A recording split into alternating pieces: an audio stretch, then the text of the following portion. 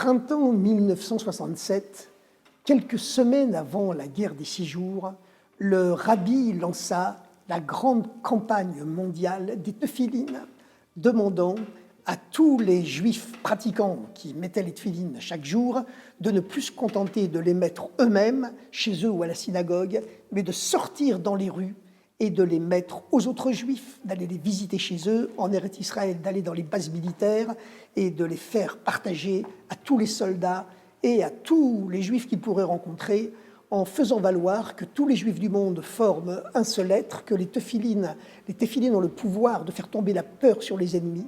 Et comme on était à la veille d'une guerre, eh bien, le fait de mettre les téphilines à Paris ou à New York pouvait sauver la vie d'un soldat en Israël, puisque le peuple juif, au-delà de sa dispersion physique dans le monde entier, ne forme qu'un seul être. Et de même que dans chaque être humain, eh bien, tous les organes sont interconnectés, chacun interréagit avec les autres, c'est la même façon pour l'ensemble du peuple juif. 6 ans plus tard, lors de la guerre de Kippour, en plein désert du Sinaï, un petit commando israélien d'une demi-douzaine d'hommes fut encerclé par un régiment égyptien entier. Et les soldats israéliens, évidemment, pensaient que notre dernière heure était arrivée. Ils se disaient, si on a de la chance, on sera peut-être fait prisonnier, on survivra. Et l'un d'eux, un chassid Lubavitch, a mis les téphilines.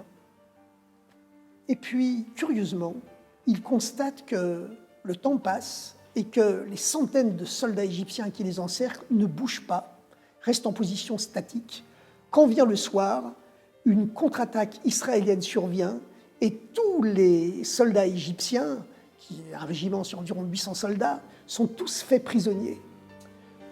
Les soldats du petit commando, qui avaient donc miraculeusement échappé, sont allés voir le colonel égyptien qui commandait le régiment, et ils lui ont demandé « Mais on ne comprend pas, on était à votre merci, pourquoi êtes-vous resté comme ça, en position statique toute la journée, au point que vous êtes devenu vous-même une cible ?»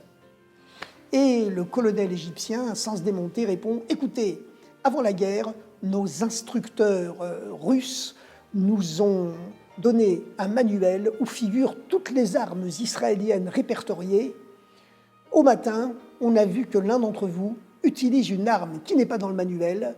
Il met une espèce d'antenne sur sa tête, une espèce de bazooka sur son bras. On a téléphoné à notre instructeur soviétique en lui disant « Les Juifs utilisent une arme qui n'est pas dans le manuel, que faut-il faire ?» Et notre instructeur nous a répondu « Si ce n'est pas dans le manuel, vous ne bougez pas, vous attendez les ordres. » Et c'est ainsi qu'on est resté en position statique toute la journée et qu'on a attendu. Le chassid Chabad, qui avait mis les téphilines, a envoyé un message au rabbi à New York dès qu'il a eu sa première permission, et le secrétaire du rabbi, Rav Groner, a transmis ce message au rabbi. Et le secrétaire s'est autorisé à dire au rabbi, en lui transmettant le message, « Les Égyptiens ont cru qu'il s'agissait d'une arme. » Et le rabbi, très sérieusement, a répondu, « Ils ont cru que c'était une arme. C'est la principale, c'est la plus importante et c'est la meilleure de leurs armes. »